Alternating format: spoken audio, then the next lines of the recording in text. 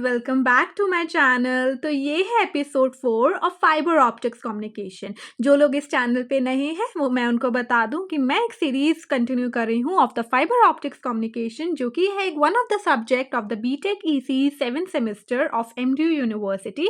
तो आज ये है मेरा 4th एपिसोड एंड इसी के साथ ही मेरी फाइबर ऑप्टिक्स कम्युनिकेशन की सीरीज जो है वो एंड हो जाएगी, क्योंकि सिलेबस एंड हो जाएगा। तो एपिसोड 4 में हम पढ़ेंगे about SPM, FWM, KER effect and the solitons. तो बात करें अगर हम लीनियर और नॉन लीनियर बिहेवियर की, तो उसमें ना जो लीनियर है उसको हम बेसिकली बोलते हैं low power fibre and non linear को हम बोलते हैं हाई पावर फाइबर। बात करें अगर हम लो पावर वाले फाइबर की, तो ये जो होते हैं ना वो लीनियरली बिहेव करते हैं। ठीक है, इसका मतलब जो आप अंदर भेजेंगे इन फाइबर के वही बाहर आएगा, बट जो बाहर वाला जो आउटपुट सिग्नल आपको मिलेगा ना वो वीक मिलेगा।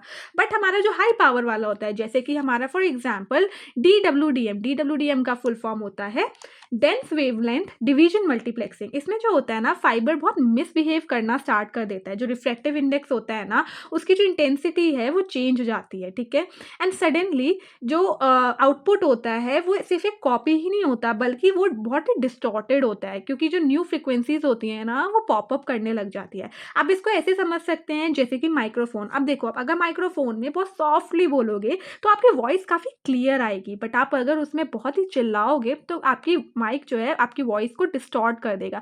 तो same idea goes with the low power and the high power fibres. तो बात करें basically linear and non linear की। लीनियर का मतलब होता है प्रेडिक्टेबल, यानी कि input is approximately equal to output, it's just attenuated. ठीक है, यानी कि थोड़ी सी वीक होती है बस।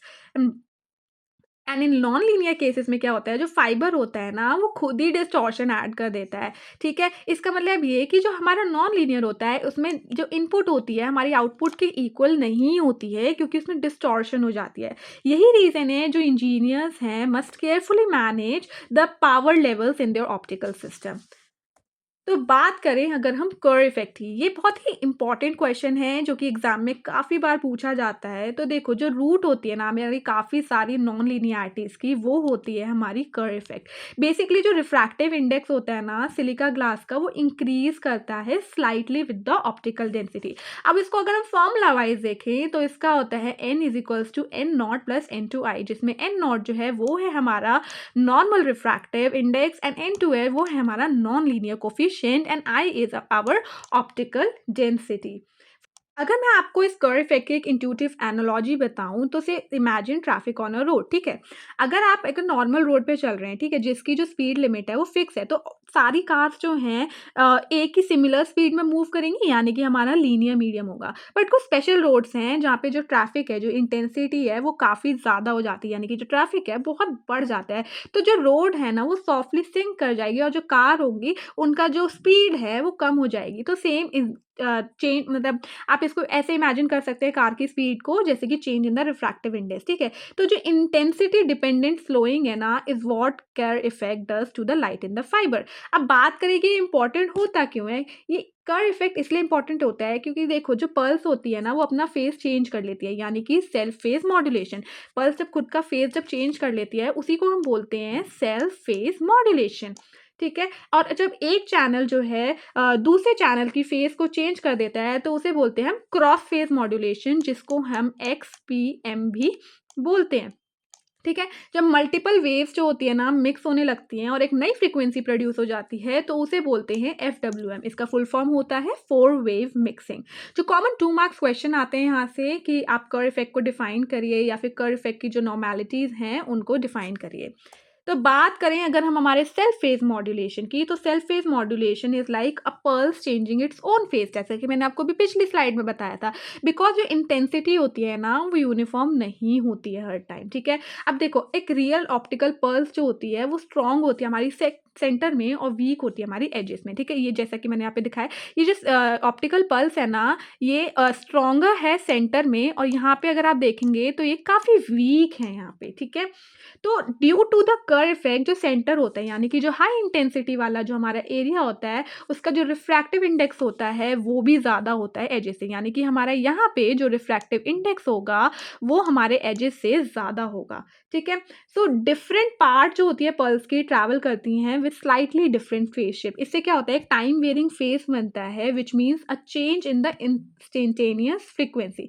रिजल्ट क्या होता है, एक स्पेक्ट्रम बढ़ता है ऑफ द पल्स ब्रॉडन। तो एसपीएम का मतलब होता है पावर डिपेंडेंट फेज शिफ्ट या फिर स्पेक्ट्रल ब्रॉडनिंग। तो इसी चीज़ को मैंने यहाँ पे लिखा हुआ है कि जो ऑप्टिकल पल्स होती है स्ट्रॉन्गर होती है सेंटर में और बजाय के एजेस के। एंड केयर इफेक्ट की वजह से क्या क्या होता है, सेंटर में एक हाई रिफ्रैक्टिव इंडेक्स होता है, सेंटर जो है स्लो ट्रैवल करता है देन द एजेस, एंड ये time varying phase shift across the pulse itself. ठीक है, ईजी एनालॉजी में अगर इसे हम समझें तो think of a group of the runners. ठीक है, अब जो मिडिल में रनर्स होंगे वो स्ट्रॉन्ग होंगे representing the pulse centre, and जो साइड में रनर्स होंगे वो हमारे वीकर होंगे द पल्स एजेस। ठीक है, अगर हमारी ट्रैक की कंडीशन चेंज कर दी जाए with how many runners are on in the curve effect, तो जो मिडिल वाले जो ग्रुप होगा ना वो स्लाइटली डिफरेंट इफेक्टिव स्पीड को एक्सपीरियंस करेगा देन द एजेस, और जो ग्रुप होगा वो स्ट्रेच करेगा इन अ मोर कॉम्प्लिकेटेड वे। तो that's like pulse gaining a frequency chirp.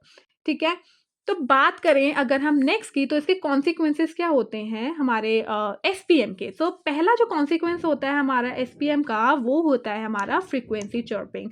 अब फ्रीक्वेंसी चर्पिंग बेसिकली होता क्या है, जो हमारा इंस्टेंटेनियस चेंज होता है ना फ्रीक्वेंसी में, उसी को ही हम फ्रीक्वेंसी चर्पिंग बोलते हैं। फिर आता है हमारा स्पेक्ट्रल ब्रॉडनिंग। अब ये क्या होता है, स्पेक्ट्रल ब्रॉडनिंग मतलब जो पावर हमारी हो रही है वो फेज शिफ्ट जो हो रहा है हमारा पावर में, जो हमारा स्पेक्ट्रल ब्रॉडनिंग में क्या होता है ना, जो हमारा फेज शिफ्ट होता है ना वो पावर डिपेंडेंट होता है, तो उसी को हम बोलते हैं बेसिकली स्पेक्ट्रल ब्रॉडनिंग, यानी कि जो हमारा स्पेक्ट्रम होता है पल्स का वो ब्रॉड हो जाता है। ठीक है, फिर आता है हमारा सिग्नल इम्पैक्ट। इसमें क्या होता है, डिजिटल सिस्टम में ना जो ब्रॉडनिंग होती है इसकी वजह से जो पल्स होती है ना वो ओवरलैप कर जाती है। सपोज ये सिग्नल जा रहा है, तो अगर ब्रॉडनिंग होगी तो एक दूसरे से ना पल्स ऐसे करके ना ओवरलैप हो जाएंगी। ठीक है, यानी कि इंटर सिंबल इंटरफेरेंस बनेगा जिससे कि बिट एरर रेट जो है हमारा बढ़ जाएगा।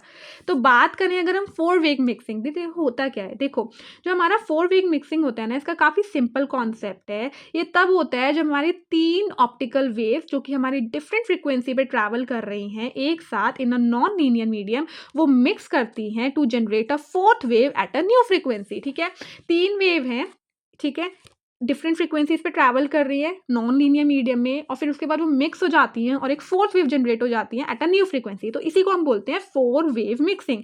इसकी जो रिलेशनशिप होती है वो होती है F4 is equals to F1 plus F2 minus F3। जो हमारी न्यू फ्रीक्वेंसी जो जनरेट होगी वो होगी by the calculation of F1, F2 and F3। Similarly जो रिलेशंस होते हैं काफ़ी सारे नए जो कॉम्बिनेशन टोन्स को जनरेट करते हैं। ठीक है, अब बात करें कि इंपॉर्टेंट क्यों होता है, अगर हम बात करें WDM सिस्टम की, जो 3 वेवलेंथ होती हैं वो इंटरेक्ट करती हैं और एक 4th जनरेट करती हैं जिसको हम अनवांटेड और घोस्ट सिग्नल भी बोलते हैं। ठीक है, ये जो 4th वेव जनरेट हुई ना इसको हम अनवांटेड और घोस्ट सिग्नल बोलते हैं। अगर ये जो घोस्ट सिग्नल होता है एग्जिस्टिंग डेटा चैनल में आ गया तो ये क्रॉस टॉक यानी कि एक तरीके का डिस्टॉर्शन जो है वो बना सकता है, जो कि हमारे सिग्नल के लिए, हमारे मैसेज के लिए अच्छा नहीं है। अब इंट्यूटिवली अगर मैं आपको इसको समझाऊं तो मिक्सिंग ऑडियो टोन्स का आप एग्जांपल ले सकते हैं। अगर 3 म्यूजिकल नोड है वो बहुत लाउडली प्ले हो रही है ना नॉन लीनियर स्पीकर, तो जो हमारी एक्स्ट्रा जो कॉम्बिनेशन टोन है ना वो सुनाई देगी। ठीक है, सिमिलरली ऑप्टिकल फाइबर में क्या होता है, डिफरेंट वेवलेंथ जो होती हैं वो मिक्स होती हैं और एक घोस्ट चैनल जो होता है वो प्रोड्यूस हो जाता है। ठीक है, तो अब हम बात करते हैं mitigating the 4 wave mixing. Mitigating the 4 wave mixing का मतलब ये है कि हम जो हमारा FWM हुआ है यानी कि हमारा जो 4 वेव मिक्सिंग हुआ है उसे हम फाइट कैसे करते हैं, उसे हम कंट्रोल कैसे करते हैं बेसिकली। तो पहला तरीका जो है वो है हमारा चैनल स्पेसिंग का। अब जो चैनल स्पेस है आपका वो बढ़ा दो और या फिर अनइक्वल स्पेसिंग को यूज़ करो, तो इससे क्या होगा ना आपका जो 4 वेव मिक्सिंग है वो हट जाएगा। इससे अगर जब आप ना इंक्रीज करते हो अपने चैनल स्पेस को या फिर अनइक्वल चैनल स्पेस को यूज़ करते हो तो क्या होता है ना, जो घोस्ट सिग्नल है वो एक दूसरे के ऊपर ओवरलैप नहीं करता है डेटा का। ठीक है, तो दूसरा तरीका है जिससे कि हम FWM को अवॉइड कर सकते हैं वो है हमारा पावर कंट्रोल। यानी कि इसमें क्या करना होता है ना, हमें जो रिड्यूस करनी होती है हमारी लॉन्च पावर को। ठीक है, जब हम अपनी लॉन्च पावर को रिड्यूस कर देते हैं ना तो जो हमारा FWM है उसकी जो मिक्सिंग एफिशिएंसी है वो भी कम हो जाती है। ठीक है, तो यही चीज़ मैंने यहाँ पे लिखी हुई है कि FWM जो होता है हमारा एक नॉन लीनियर इफेक्ट होता है दैट स्केल्स विद इंटेंसिटी। अगर हम लॉन्च पावर को रिड्यूस कर देते हैं तो हमारी जो मिक्सिंग एफिशिएंसी है वो भी मिनिमाइज हो जाती है। जो तीसरा तरीका है हमारे FWM को फाइट करने का वो है डिस्पर्जन। इसमें हम क्या करते हैं ना, हम NZDSF यानी कि हमारा non zero dispersion shifted fibre, ये एक फाइबर का टाइप है, इसको हम यूज़ करते हैं to break the phase matching. ठीक है, इस फाइबर से हम फेज फेज़ मैचिंग जो होती है ना उसको ब्रेक कर देते हैं जो और फेज़ मैचिंग किस लिए ज़रूरी होती है? देखो फेज़ मैचिंग ज़रूरी होती है हमारे स्ट्रॉन्ग एफडब्ल्यूएम की। अब जब हम फेज़ मैचिंग को ब्रेक कर देंगे तो ऑब्वियसली हमारा जो 4 वेव मिक्सिंग है वो नहीं होगी। तो इसलिए हम यूज़ करते हैं डिस्पर्जन और उसके लिए यूज़ करते हैं हम एनज़ेड-डीएसएफ। तो बात करें अगर हम सॉलिटॉन कम्युनिकेशन की, देखो तो सॉलिटॉन क्या होता है ना, एक स्पेशल पल्स होती है जो कि अपनी जो शेप है रिटेन रखती है ओवर द लॉन्ग डिस्टेंसेस, ठीक है। वो क्या करती है, बैलेंस करती है दो फोर्सेस के बीच में। पहला है मेरा डिस्पर्जन और दूसरा है मेरा एसपीएम। डिस्पर्जन मतलब कि जो कि ब्रॉड करता है पल्स को, और एसपीएम क्या करता है, हमारा कंप्रेस कर देता है पल्स को। तो वो उन दोनों को ना बैलेंस करके रखती है जो सॉलिटॉन पल्स होती है, ठीक है। और टुगेदर क्या करते हैं, ये एक साथ करके वो उसको क्या करती है, कैंसिल कर देती है, और जो हमारी पल्स होती है फाइनली स्टेबल हो जाती है, ठीक है। जैसे ये बहुत बड़ी आपको यहाँ दिख रही होगी, बहुत काफ़ी बड़ी पल्स है। तो सॉलिटॉन पल्स क्या करेगी ना, इन दोनों को बैलेंस कर देगी, ठीक है। इन दोनों को बैलेंस कर देगी, कैंसल आउट कर देगी और पल्स को एक स्टेबल पल्स में बदल देगी। तो आप इसको एक ऐसे समझ सकते हो जैसे कि एक स्केटबोर्डर है, ठीक है। वो रैंप से नीचे जा रहा है, ठीक है। ग्रेविटी उसे नीचे खींचती है बट फ्रिक्शन जो होती है शो करती है उसे, ठीक है। अगर दोनों फोर्सेस बैलेंस होते हैं परफेक्टली तो जो स्केटबोर्डर है वो स्मूथली ग्लाइड कर जाता है विदाउट स्टॉपिंग और स्पीडिंग अप। तो उसी तरीके से बेसिकली सॉलिटॉन जो है पल्स काम करती है, ठीक है। तो इसी चीज़ को मैंने लिखा है कि सॉलिटॉन एक पल्स होती है जो कि रिटेन करती है अपनी शेप को ओवर द लॉन्ग डिस्टेंसेस, और वो दोनों फोर्सेस को बैलेंस करती है। कौन से दो फोर्सेस, पहला है हमारा डिस्पर्जन, दूसरा है हमारा एसपीएम।